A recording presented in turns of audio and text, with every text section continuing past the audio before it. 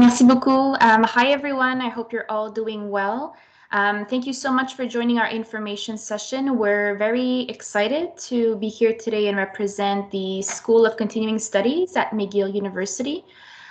So my name is Elena. I'll be hosting today's session with my colleagues. So I'm a student recruitment associate at McGill SCS. So I host different information and admission webinars. I also have a role in the student experience, so I welcome new students during orientation, and I also organize welcome activities for new students. So as I mentioned, I'll be co-hosting today's session with my colleague Simon, so I'll give him a chance to introduce himself. Thank you, Elena. Hello, everyone. My name is Simon. I'm a student affairs coordinator here at the McGill School of Continuing Studies. My main role is to be the point of contact in between the partners who are sending students and the admissions office. So I'm the first one to review your file. So if there's anything missing or if we have any questions, then I'm gonna reach out to you or the partner, and I'm gonna also be in contact with the admissions office to make sure your file is up to date. And once you've been admitted, I also play a role in a sense that I provide you with information relevant to your stay here in Montreal, and also mostly academic information. And as Elena said, I'll be co-hosting this webinar with her today. Great, thanks, Simon. So I will quickly share my screen with you all. We wanted to give a quick introduction of ourselves in English, but the presentation will be in French today. So I will share my screen right now. Simon, can you just confirm if we see it? Yes, we do. All right, perfect. So, the aim for today's presentation est, je vais le dire en français. Pour la présentation d'aujourd'hui, nous allons vous présenter les parcours d'études qui s'offrent à vous à partir de l'automne 2022. Donc, nous allons vous présenter nos offres Study Abroad ainsi qu'un nouveau programme qu'on offre qui s'appelle Semester at McGill. Nous allons aussi vous donner de l'information à propos de notre université, Montréal, nos services aux étudiants et toutes les activités de bienvenue qu'on organise pour accueillir les nouveaux étudiants à McGill. Et nous allons essayer de garder le plus de temps possible pour vos questions. Donc, si jamais vous avez des questions, vous pouvez les écrire dans la boîte de clavardage et nous allons y répondre à la fin de la séance. Donc, une petite introduction rapide là, sur notre université. Alors, l'Université McGill a été fondée en 1821, donc il y a déjà 200 ans. Nous avons récemment célébré le bicentenaire de l'Université McGill.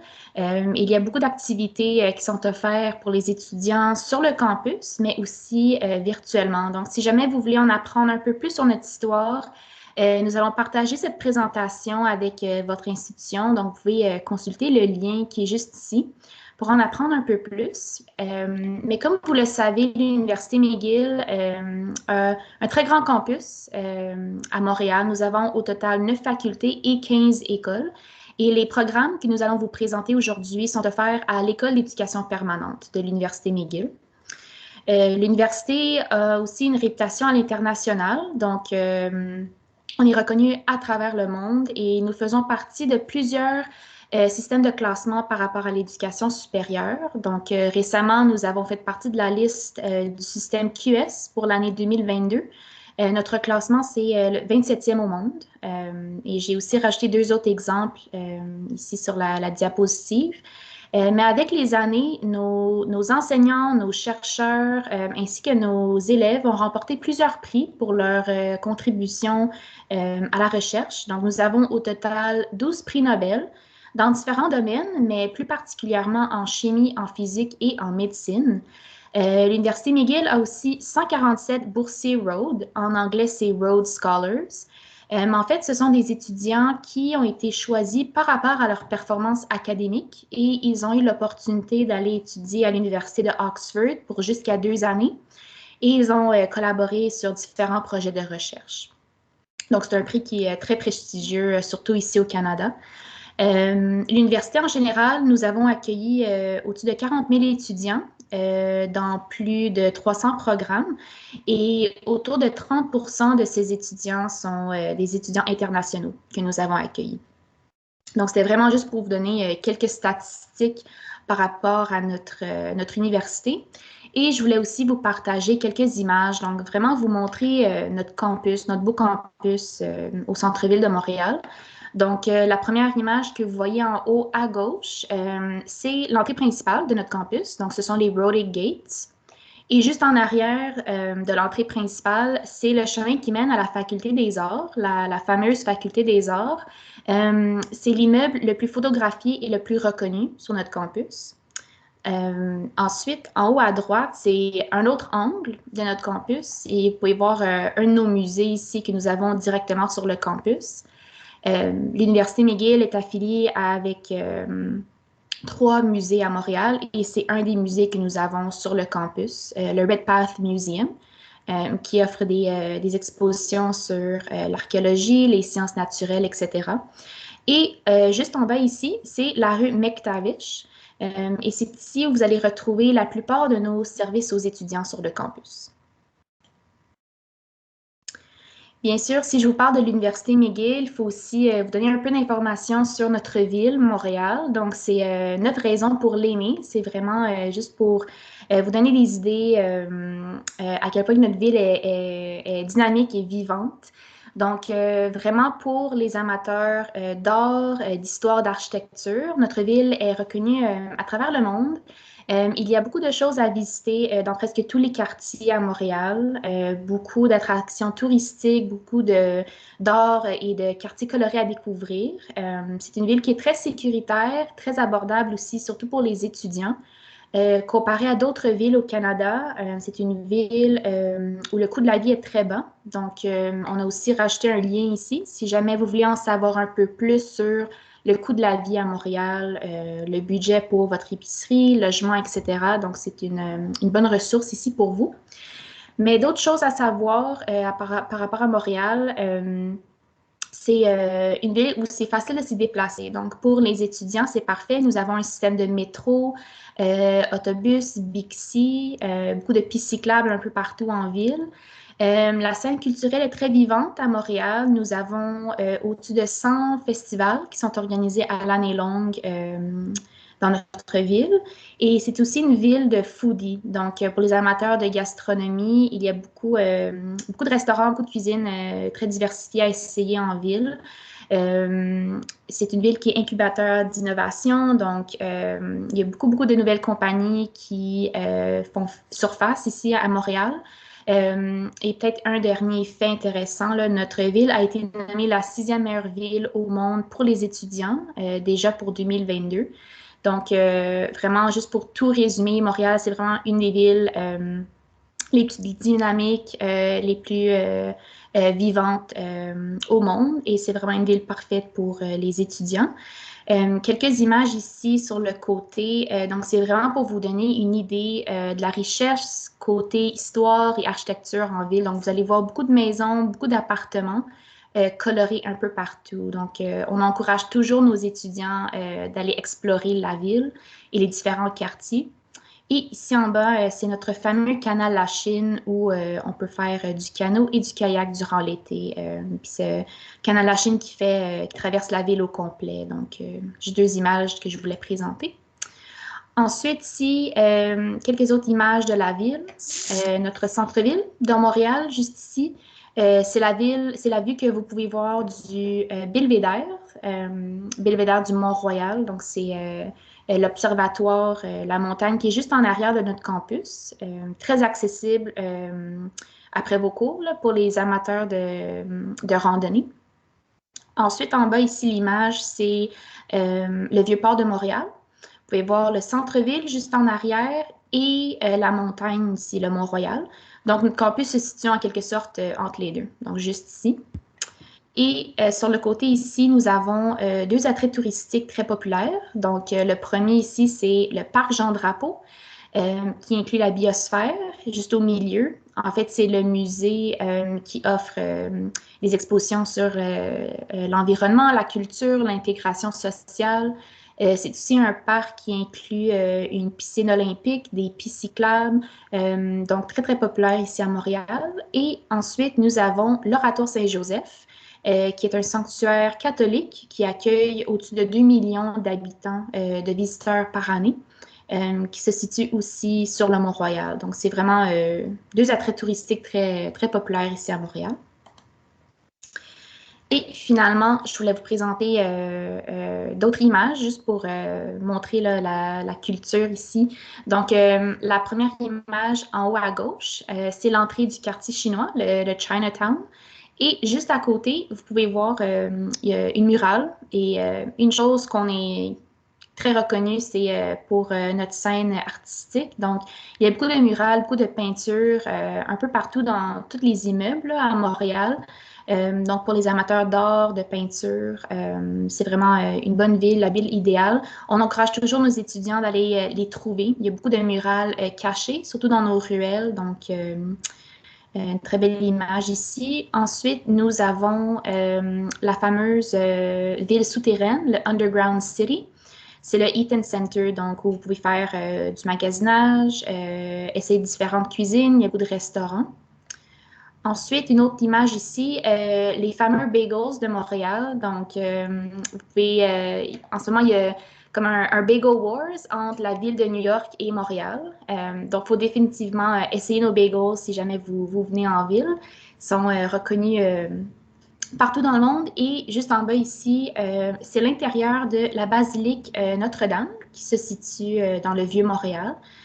Donc, très, très belle, très colorée. Et nos étudiants, ils font beaucoup de visites guidées dans cette cathédrale. Donc, c'est vraiment juste quelques images pour vous montrer notre ville. Maintenant, mon collègue Simon va vous présenter les offres pour l'automne 2022. Merci, Elena. J'espère que tout le monde m'entend bien. Donc, en fait, en ce qui a trait aux offres, donc, on va en couvrir de deux types principalement. Donc, d'une part, il y a les programmes crédités, donc qui pourraient vous intéresser, qui touchent principalement les programmes qui touchent principalement les domaines en marketing et en relations publiques. Donc, il y en a deux qui pourraient peut-être vous intéresser. Donc, au départ, il y a ceux qui sont de niveau undergraduate, donc qui est l'équivalent en fait, qui est similaire en fait au niveau licence là, en France. Donc, il y a le programme Applied Marketing et Public Relations and Communications Management.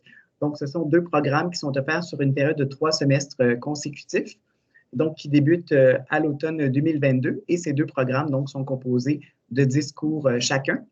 Et vous avez donc les frais affichés à l'écran.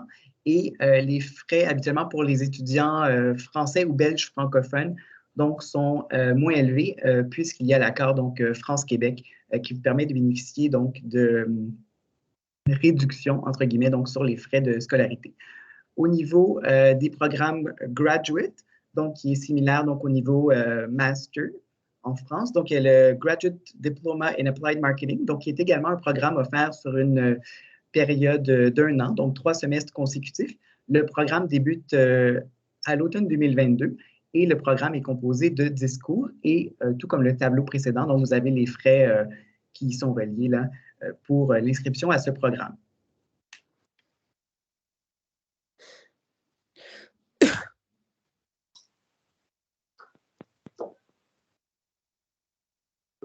Elle est partie se promener. Ensuite, donc, il y a le volet non crédité, donc qui pourrait vous intéresser. Bien que ce soit non crédité, il se peut donc certains cours donc, soient reconnus par votre institution. Et d'ailleurs, donc actuellement, nous avons des étudiants de l'IFAP, donc qui prennent des cours de ce programme. Actuellement, nous en avons 8, si je ne me trompe pas. Donc, qui suivent ce programme actuellement, donc à l'hiver 2022. Donc, le programme Semester at McGill, donc bien que ce soit un programme non crédité, ce qui est intéressant, c'est que c'est un programme qui est également jumelé donc avec ce que l'on appelle le service learning. Donc, c'est en fait une partie du programme qui est en fait concentré donc sur le bénévolat, donc la contribution de la personne au sein de la communauté, donc à Montréal. Donc, ce programme-là est composé est d'une durée, en fait, donc de 16 semaines. Donc, pour l'automne 2022, ce programme-là sera à faire à compter du 6 septembre et se terminera donc le 9 décembre 2022. Selon la filière choisie, donc, les étudiants sélectionnent de 6 à 9 cours sur une possibilité, par exemple, pour l'hiver 2022, donc le semestre actuel, les étudiants avaient possibilité de choisir 6 à 9 cours sur une possibilité de 18. Et comme je l'indiquais, donc, il y a un volet que l'on appelle Service Learning. Et il y a un cours aussi également qui est rattaché à ça, selon la filière choisie. Et en fait, donc, c'est un cours et un programme donc, qui vous permettent vraiment de vous intégrer à la communauté, puisque il y a une partie, en fait, de ce programme qui est consacrée donc, au bénévolat au sein d'un organisme de votre choix. Habituellement, donc, les organismes pour lesquels les étudiants vont donner du temps sont déterminés donc, selon les intérêts des étudiants. Donc, habituellement, les étudiants remplissent donc un questionnaire pour que l'on puisse mieux connaître leurs intérêts, mais également leurs aspirations au niveau de leur carrière pour qu'on puisse trouver une organisation à Montréal donc, qui corresponde à leurs besoins. Pour plus d'informations, donc, je vous invite à consulter notre site Internet donc, auquel vous aurez accès lorsque vous aurez donc, la présentation. Et ici, donc, vous avez les différentes options disponibles avec les coûts associés. Et donc, ce sont les coûts à l'écran, pardon, donc, sont les coûts de l'année académique en cours. Nous n'avons pas les nouveaux prix, mais il se peut aussi que, grâce à votre institution, donc, il se peut qu'il y ait aussi également des ententes financières, etc. ou autres. Donc, ça, je ne sais pas si c'est le prix que vous payez, mais donc, vous pourrez contacter donc, votre institution là, pour avoir plus d'informations sur les modalités d'inscription et financières.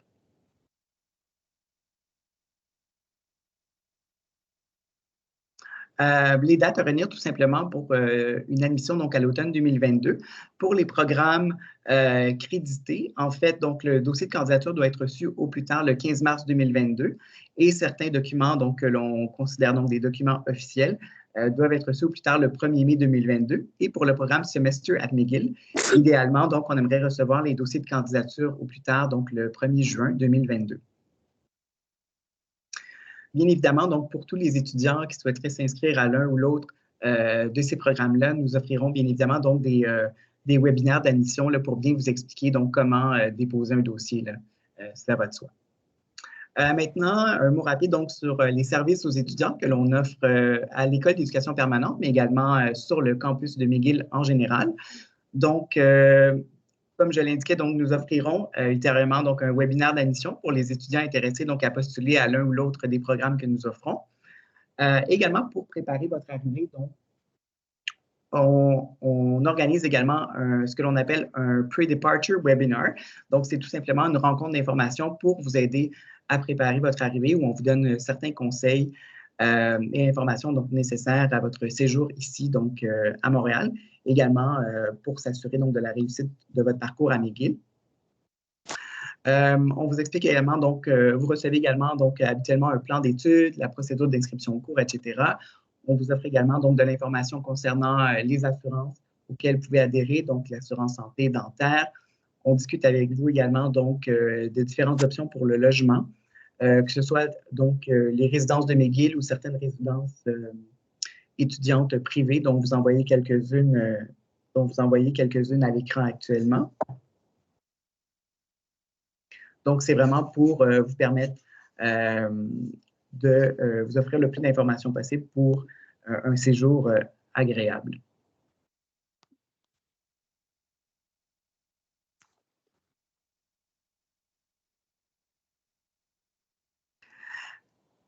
Également, donc, faisant partie des différents services aux étudiants, bien évidemment, donc, on organise une fois que vous êtes sur place, donc, des séances d'orientation. Donc, pour vous expliquer, donc, en fait, pour vous offrir tout simplement plus d'informations donc, sur McGill, les procédures importantes, etc. On fait un retour également sur les services aux étudiants. On vous explique également comment bon, accéder au portail étudiant, obtenir votre carte, etc. Donc, tous les détails administratifs là, qui pourraient vous être utiles. on discute avec vous également des différents services aux étudiants. Donc, par exemple, le service CATS, qui est le service orienté carrière. Il y a également votre association étudiante qui vient faire une présentation de leur service. On offre également un tour du campus. Et lorsque la situation sanitaire le permettra, bien évidemment, habituellement, donc, il est convenu qu'on organise donc, des activités de bienvenue, de départ, et aussi une fois sur place, donc, pour avoir le pouls de la cohorte. Donc, on organise certains focus groups sur une base volontaire, là, bien évidemment. Et il est toujours possible pour vous, donc, d'évaluer les cours aussi, donc, pour que l'institution et les enseignants aient une rétroaction.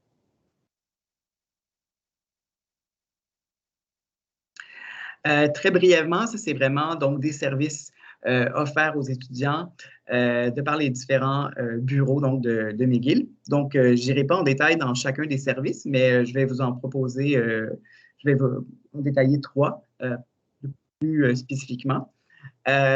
Donc, premièrement, il y a le SSMU Club. Donc, en fait, c'est le regroupement de tous les clubs universitaires de McGill. Donc, souvent, on invite les étudiants donc, à s'inscrire à un de ces clubs-là. Il y en a environ, je pense, plus de 200.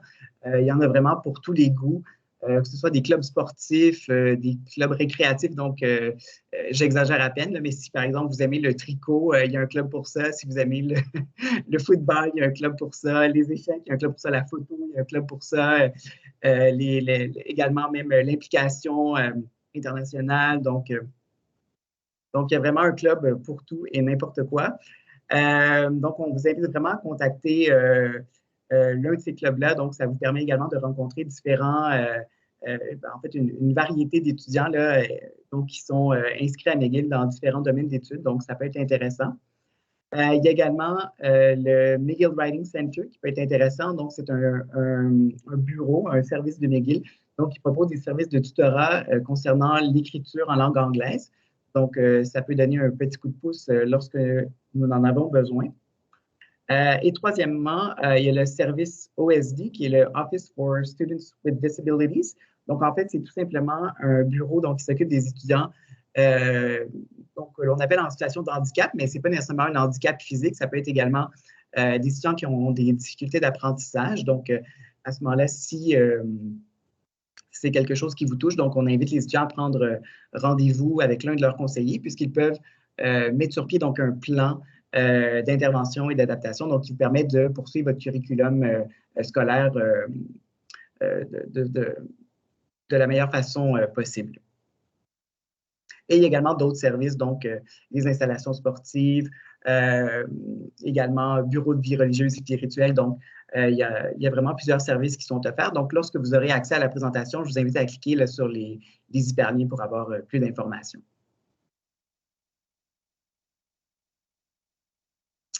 Donc, c'est ce qui conclut donc, notre brève présentation d'aujourd'hui. Donc, je pense que c'était tout simplement pour vous mettre un peu l'eau à la bouche. Et susciter votre intérêt, votre curiosité. Donc, on espère vivement donc, que nous avons suffisamment votre intérêt pour que vous puissiez vous renseigner donc, auprès de votre institution. Les gens qui sont intéressés donc, seront invités prochainement donc, à un webinaire d'admission.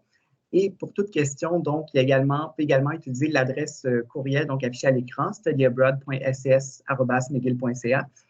Pour toute question, d'ici le webinaire d'admission, par exemple, si vous avez besoin de plus d'informations. Et on invite tous les étudiants donc, à compléter notre formulaire d'intérêt.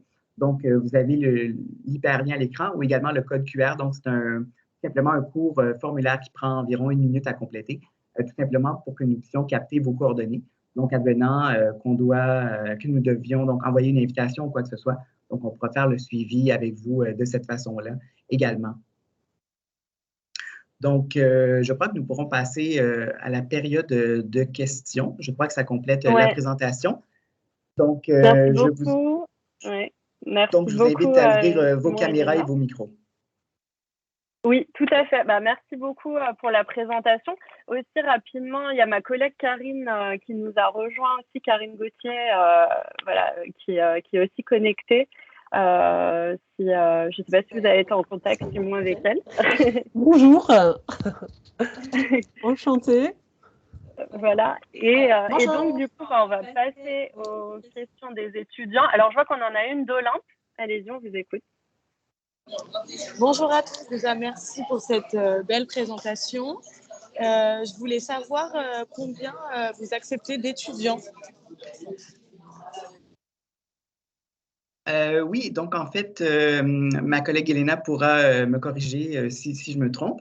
Mais en fait, de notre côté, en fait, je ne crois pas qu'il y ait de nombre limite d'étudiants que l'on peut accueillir. Donc, c'est un peu une politique de porte ouverte. Par contre, ça dépend également de votre institution, à savoir si elle a Oui. des quotas, donc en termes du nombre d'étudiants qu'elle peut envoyer, mais de notre côté, il n'y en a pas.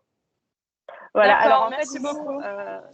voilà, donc les étudiants en fait suivent une procédure en fait voilà de candidature et donc il y a en effet un nombre limite voilà de places par université pour aussi voilà pour enfin voilà les étudiants peuvent comprendre qu'il faut pas que tous les étudiants aillent au même endroit aussi pour qu'ils puissent voilà être pas rester entre Français, aussi rencontrer d'autres étudiants, etc. Donc vous pouvez vous référer au guide du candidat, hein, les étudiants, si vous voulez. Vous avez le nombre de places à titre indicatif, en sachant que ça reste à titre indicatif et ça dépend voilà de chaque candidature et de chaque projet aussi. D'accord, merci beaucoup. Avec plaisir. Simon, il y a une question dans le chat. C'est quoi la différence entre le Graduate Level Diploma et Undergraduate Level Certificate? OK, juste pour être sûr, j'ai bien compris. Entre le undergrad level et le grad level? Oui. C'est la différence, OK.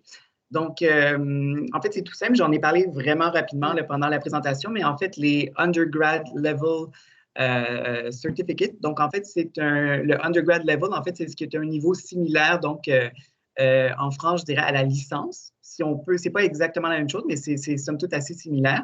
Oui. Et le graduate level, c'est ce qui est comparable, en fait, au niveau master. Donc, pour donner une référence.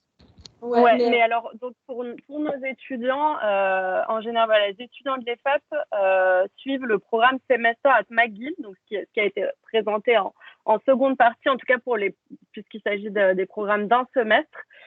Donc ça va vraiment être ça, là, les étudiants à l'heure actuelle qui sont à McGill suivent ce programme-là. D'ailleurs, si certains d'entre vous ont envie d'échanger avec eux, je peux tout à fait vous donner leurs coordonnées, donc n'hésitez pas à me le demander. Et donc voilà, le programme Semester at McGill, c'est un programme d'un semestre où vous suivez 7 cours. Donc comme l'a dit Simon, en fait, soit 6 cours plus le service learning, qui est un projet en fait de volontariat dans une association, ou alors 7 cours sans le service learning. En fait, c'est sur ça qu'on est sur ce programme-là actuellement avec les étudiants de l'EFAP. Ouais, je vois qu'il y a une autre question concernant les résidences universitaires. Oui, donc comment accéder aux résidences universitaires de McGill, quelle est la fourchette tarifaire et comment s'organisent les appartements. Donc, c'est sûr que les résidences universitaires à McGill sont réservées pour les étudiants qui font des études de plus de 8 mois. Donc, c'est quelque chose à prendre en considération. La manière que ça fonctionne, si jamais ils ont de la place, donc des chambres disponibles, ils peuvent ouvrir les inscriptions pour des personnes qui prennent des cours, qui ont un parcours de moins de 8 mois. Donc, c'est vraiment du cas par cas, mais on encourage les étudiants d'explorer les autres opportunités pour se trouver des logements. Donc, il y a beaucoup de résidences privées à Montréal pour étudiants. Il y a les opportunités pour homestay si vous voulez rester avec une famille qui habite à Montréal. En colocation aussi avec d'autres étudiants. Donc, il y a différentes options. Concernant le tarif pour les résidences universitaires à McGill, ça dépend de la proximité et aussi la grandeur de l'appartement. Donc, ça peut aller je pense, c'est 1200 à 2400 $ canadiens par mois. Ça dépend vraiment de la proximité et du type d'appartement et si vous restez avec un autre étudiant aussi. Et comment ça s'organise? Il y a, je vais partager le lien dans le chat pour plus d'informations. Donc, il faut vraiment les contacter directement. Il y a un lien pour s'inscrire. Donc, j'ai mis le lien dans la boîte de clavardage. J'espère que ça aide. Il y a une autre question dans le chat. Quelle est la période possible pour partir en 4e année en étant du campus de Lyon? Je pense que c'est une question Je vais pour vous, répondre, Lucie. je pense. Ce sera plus simple pour vous. Alors, Hamza, donc pour la 4e année, ce sera plutôt au semestre 2. D'accord? Voilà, si on a des étudiants qui sont de 3e année, enfin qui partiront en 3e année, disons, ce sera plutôt au semestre 1. Donc voilà. Donc dites-vous que ce sera plutôt en 4e année, départ au semestre 2 sur McGill. Parfait. Ensuite, Nous avons une autre on a une question. question sur les cours proposés. Ouais, peut-être sur donner des exemples de cours qui sont proposés dans le cadre du programme Semester at McGill pour nos étudiants. Oui, je peux essayer de peut-être repartager mon écran rapidement, mais je vais aussi mettre le lien. Notre site web, en fait, Oui. il sera mis à jour pour l'automne 2022 d'ici la semaine prochaine. Donc, juste quelque chose à prendre en considération. Je vais juste mettre le lien dans le Mais chat ici pour le l'offre de cours est quand programme. même assez importante quand même. Donc, il y a quand même une bonne variété de sujets, là. Malheureusement, je ne les connais pas tous par cœur, mais il y a des étudiants qui sont inscrits, par exemple, en Fundamentals of International Business, Data Analytics, Leading Ouais. Sustainable Change. Il y a On aussi les des voit, je cours pense, à l'écran. de communication, digital Oui, communication, c'est ça, exactement. social media, voilà, pour les étudiants, nos étudiants comme ces études en communication. C'est surtout ces cours-là qu'ils ont choisi en général, ouais. Donc, vous aurez une liste. Donc, voilà, là, on voit exactement le lien partagé. On pourra vous renvoyer le lien vers le site en sachant que les cours pourront être mis à jour, mais vous avez le choix parmi une liste, en effet, avec un certain nombre de matières possibles. Il y a également aussi des cours qui sont, il y a des cours individuels comme on l'a vu à l'écran, puis il y a également des cours qui sont en fait jumelés. Donc, en fait, c'est comme si vous voulez un mini programme à l'intérieur d'un programme. Donc, en fait, ce sont 2 cours d'un sujet particulier. Donc, c'était la seconde partie là, sur la page web. Donc, en fait, ça aussi, donc, il y a des cours, 2 cours inclus là, pour chacun de ces cours programmes. Voilà, en sachant que les cours, il faut qu'ils soient validés, bien sûr, avant votre Oui, départ bien évidemment. par nous, en fait, par les FAB. Donc, avant de partir, en fait, vous faites un choix de cours auprès de nous et auprès de McGill, en fait. Voilà. Mais vous avez quand même une liberté sur le choix des cours. Ouais, on a une question sur est-ce que les cours sont bien tous en anglais? Je vous laisse répondre, mais je connais la réponse.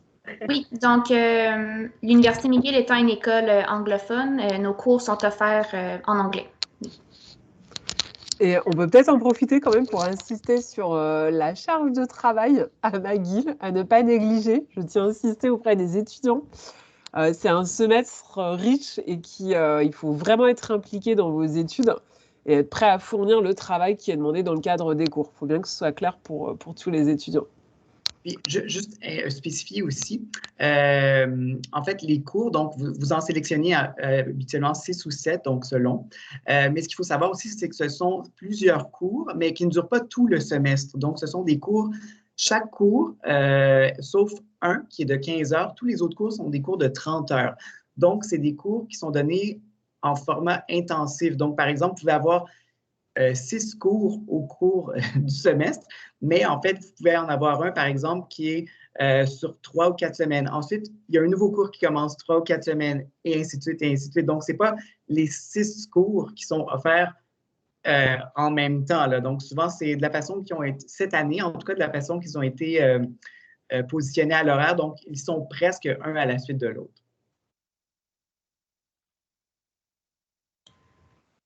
Ouais, on a une question sur les tests d'anglais aussi. Alors, il me semble que le test alors, les étudiants passent le test interne à l'EFAP, en fait, qui est voilà, le test de l'école. Et donc, le niveau demandé, c'est un niveau B2, si je ne me trompe pas, Elena et Simon. Niveau B2, donc dans le cadre européen. Et voilà, nous, on fournit l'attestation de niveau. Donc, si vous passez le test de l'école, le test interne de l'école, ce sera suffisant. Il n'est pas obligatoire de passer un test Duolingo. Si vous avez déjà passé un Duolingo, ça peut être accepté également. J'ai rajouté notre politique linguistique dans la boîte de clavardage. On ne voulait pas trop mettre l'emphase sur les critères d'admission pour cette présentation, mais j'ai mis le lien pour les tests acceptés. D'accord, merci. Héloïse nous demande aussi si vous pourriez nous parler un petit peu plus du service learning, en quoi ça consiste exactement. Oui, ben en fait, c'est une activité de bénévolat à chaque semaine que les étudiants peuvent faire. En fait, ce que vous apprenez le but, c'est ce que vous apprenez dans vos cours, vous pouvez le mettre en pratique durant ces activités de bénévolat. Et vous avez une liste d'organisations où vous pouvez choisir dans laquelle qui vous intéresse. Donc, nos étudiants, ils sont impliqués dans des causes environnementales. Vous pouvez travailler dans des refuges pour animaux, pour femmes, si vous voulez aider les communautés, les itinérants. Donc, il y a vraiment une variété d'organismes avec lesquels on fait affaire. Donc, on prend en compte aussi vos talents et vos intérêts et on vous place dans une organisation. Et c'est à peu près 3 heures d'activité par semaine qui est inclus dans le programme. Et j'ai partagé le site web un peu plus haut dans la boîte chat. Donc, il y a plus d'informations là si ça vous intéresse. Très bien. Merci. On a une question de Lucille. Bah, ça, je vais y répondre. En tant qu'étudiante en première année, je peux envisager de partir l'année prochaine, donc en deuxième année. Donc, la réponse est non, hein, puisque voilà, il faut déjà avoir un certain bagage académique pour pouvoir voilà, partir sur ce programme. Donc, ce sera plutôt pour votre troisième ou votre quatrième année, en fait.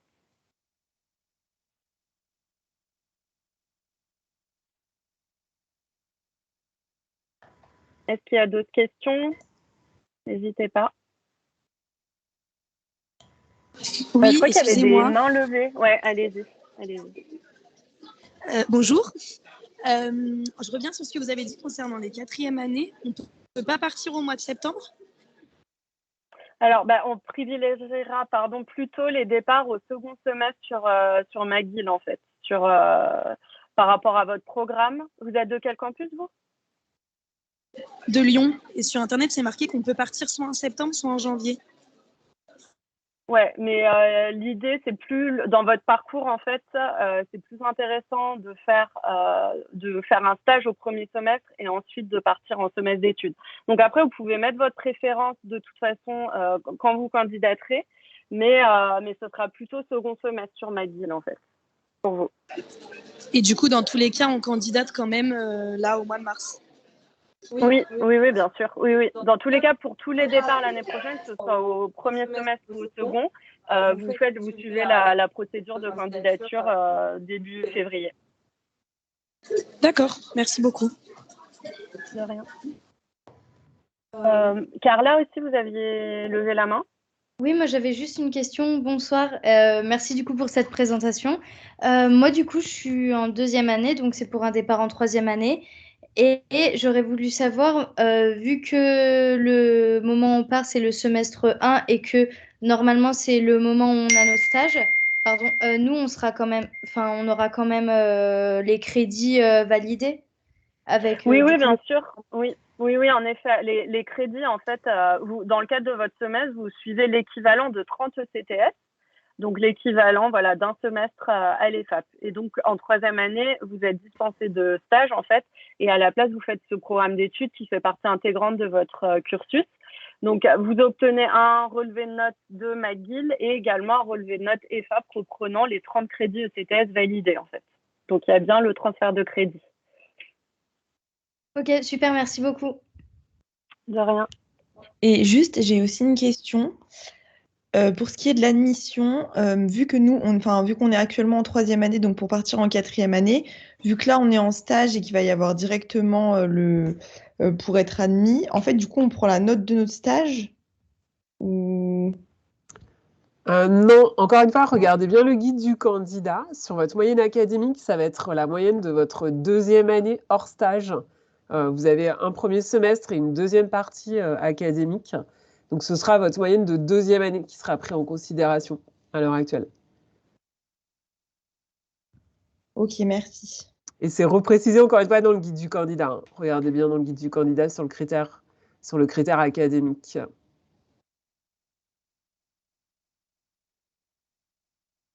Très bien. Est-ce que vous avez d'autres questions pour Simon ou Elena? N'hésitez pas. Je mentionne aussi que j'ai rajouté dans le chat le lien pour notre formulaire d'intérêt. Si jamais vous avez d'autres questions après la présentation, c'est un bon moyen pour garder contact. De toute manière, nous allons partager la présentation avec Lisa, donc vous pourrez avoir accès à tous les liens, toute l'information par la suite. Oui, on vous enverra le replay de la réunion et puis la présentation également. Voilà, là, je vois qu'il y a une question de Jade qui dit le stage en 4e année ne dure que 4 mois, campus de Paris. Bah, en effet, votre stage, du coup, étant donné, voilà, si vous partez pour un départ au second semestre, les cours commencent en janvier, donc en effet, le stage est réduit. Donc il y a un accord auprès du service des stages et vous faites en effet un stage de 4 mois.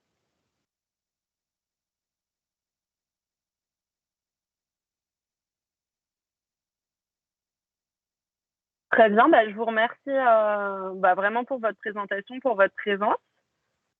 Je vois qu'il y a Valentine qui lève la main. Oui, bonjour. J'avais une question peut-être un peu bête, mais je voulais savoir quel était le coût de la vie à Montréal. Est-ce que c'est assez cher ou pas? Oui, nous avons inclus un lien dans la présentation, une bonne ressource là, qui explique un peu plus le coût de la vie à Montréal. Mais une chose à savoir, comparé à d'autres villes au Canada, c'est le coût de la vie est très abordable, très faible, là, comparé à d'autres villes comme Toronto et Vancouver. Donc, je ne vais pas prendre trop de temps là, à la présentation, mais dans la présentation, il y a un lien que vous pouvez consulter pour plus d'informations. D'accord, merci beaucoup.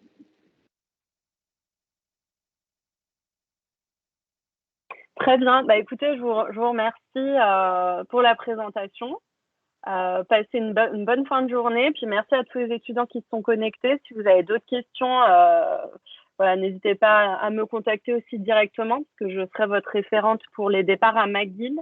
Voilà, donc n'hésitez pas à me contacter, que ce soit par mail ou sur Teams directement si vous avez des questions. Parfait. Merci beaucoup à tous. Merci à tous et à bientôt. À bientôt. Au revoir. Au revoir. Merci beaucoup. Au revoir. Au revoir.